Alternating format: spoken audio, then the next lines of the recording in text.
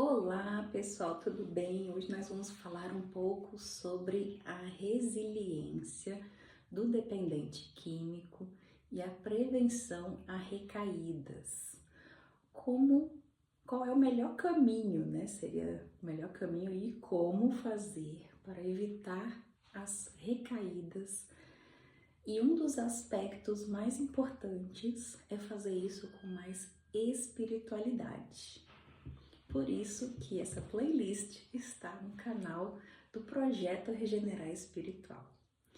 E muitos de vocês vão dizer assim, Manu, mas todas essas consultorias que você faz são baseadas na espiritualidade? Não, todas essas consultorias são baseadas em livros científicos, mas eu tenho uma experiência espiritual, porque eu já tive uma vida numa encarnação muito remota, muito parecida com a da Amy Winehouse.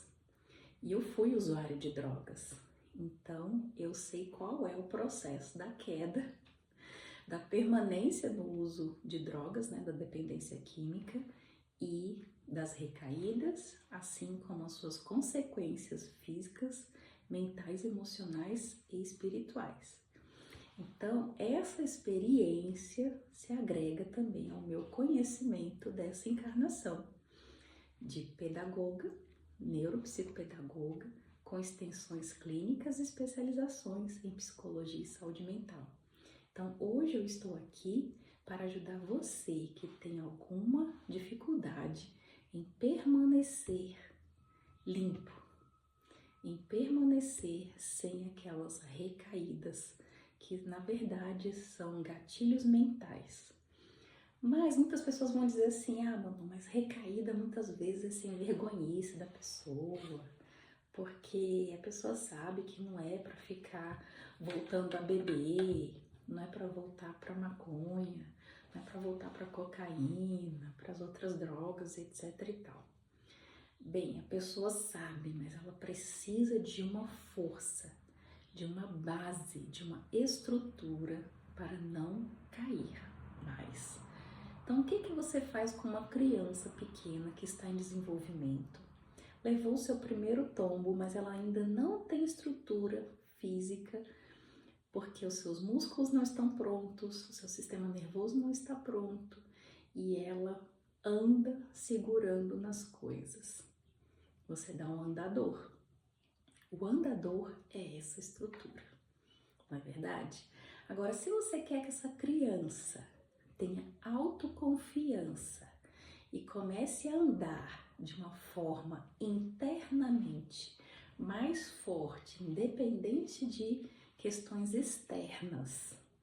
Se eu vou passar na frente de um bar e vou sentir desejo de beber, eu não posso ir para uma rave, para uma balada, não posso ir para um réveillon, porque senão vou ter contato com traficantes, com pessoas que oferecem algum tipo de droga lícita ou ilícita.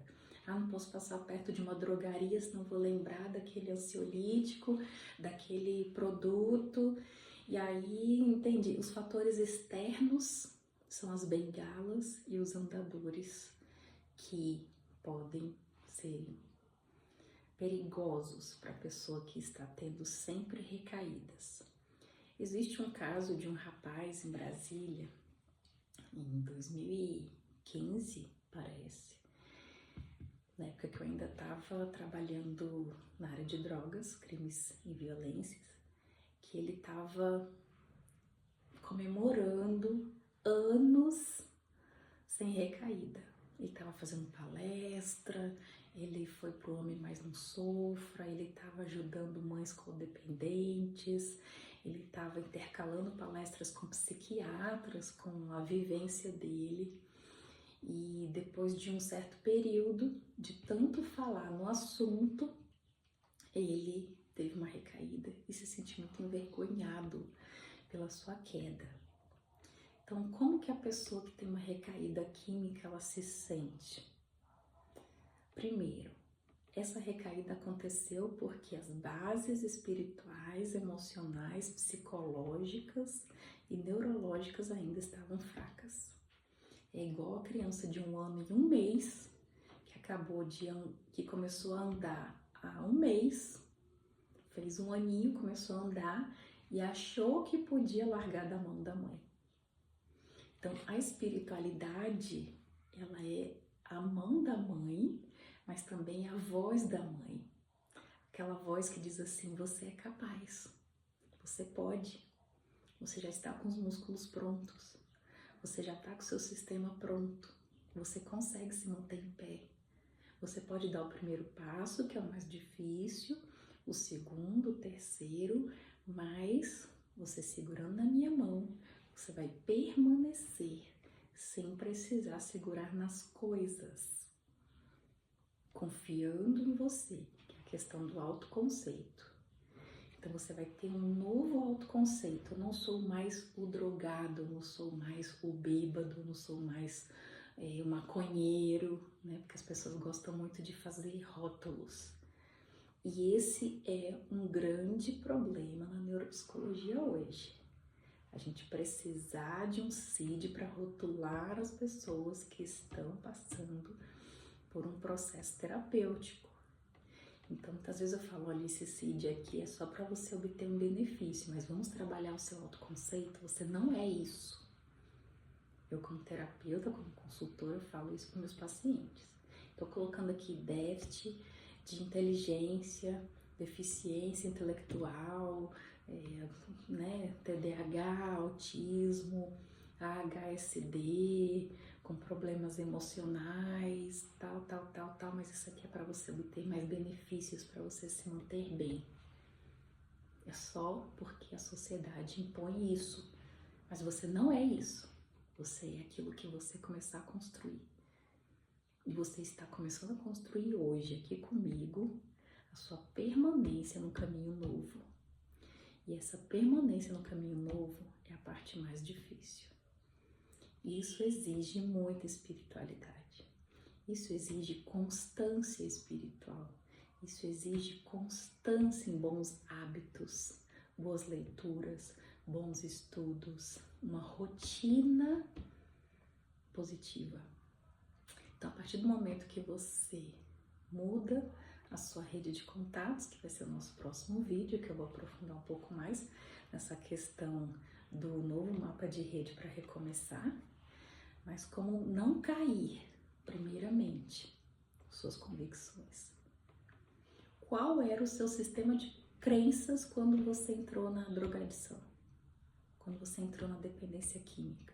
Quando o remedinho era a coisa da vez, porque todas as amigas ficavam ali oferecendo o remedinho para emagrecer, aí você tomava o remedinho para emagrecer, porque você queria emagrecer rápido, você ir para academia todos os dias, que realmente dói os músculos, você tá com sono, tem que acordar cedo, 2, 3 vezes na semana, 4 vezes na semana, né? Porque a semana tem 7 dias, então você tem que ir pelo menos umas 3 vezes na semana para academia para ter um efeito legal.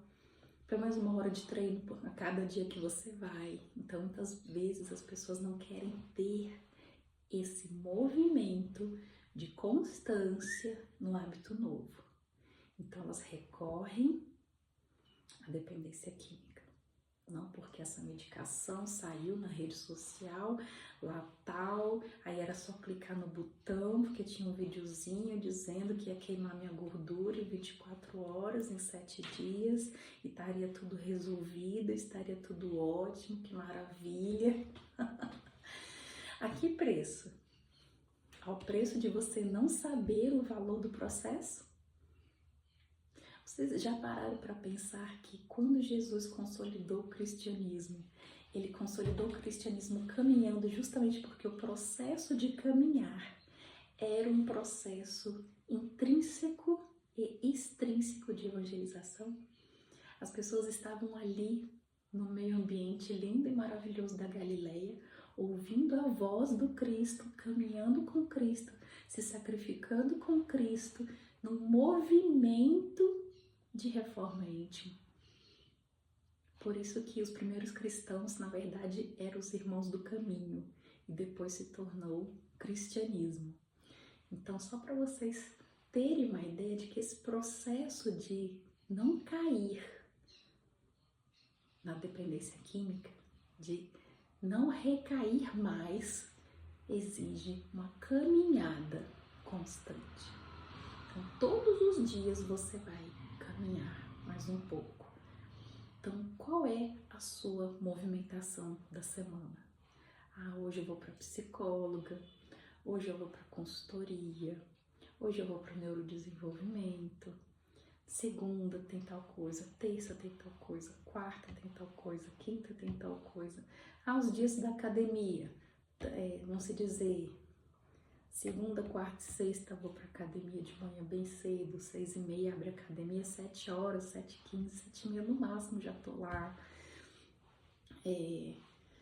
Alimentação, vou no nutricionista, vamos dizer, uma vez no mês, vou no nutricionista, primeira semana do mês, depois do pagamento. Então, ter todo um cronograma.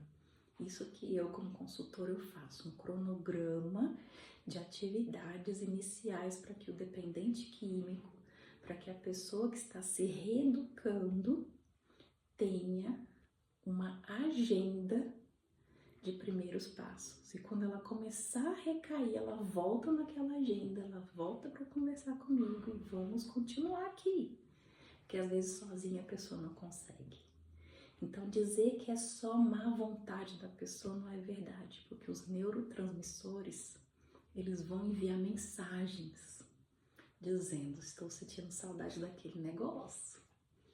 Eu me sinto melhor com aquele negócio. Aquilo ali me lembra aquele negócio. Aquele cheiro me lembra aquele negócio. Contato com aquele amigo me lembra aquele negócio. Então, todo vício tem uma estrutura. É uma espécie de mandala. Vocês que estão na moda da mandala, né? E o pessoal espiritualizado que está na moda, as egrégoras. E o pessoal da internet que adora também as programações de videogame, o cérebro ele tem uma programação nos seus neurotransmissores. Então o que ele entende? Ele entende que toda vez que ele vê, vamos dizer, livrinhos vermelhos, toda vez que ele vê livrinhos vermelhos, ele vai lembrar da avaliação neuropsicológica que ele fez lá no Espaço Regenerai. Então, toda vez que ele passar e ver livrinhos vermelhos, vai ter aquele gatilho mental. Então, pode ser que às vezes só a cor vermelha traga esse gatilho mental. É igual quando a pessoa está apaixonada, né? Às vezes aquele cheiro lembra a pessoa, aquele local lembra a pessoa, uma voz parecida lembra a pessoa. Então, é a mesma droga. Por quê? Porque a paixão também tem dopamina, também tem efeitos químicos.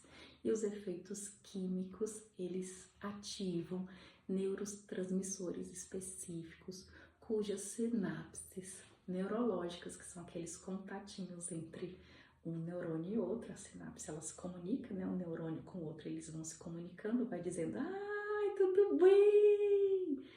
E aí tem aquele encaixe, ou o desejo do encaixe, sentindo a falta da química, mandando mensagens dizendo: cadê?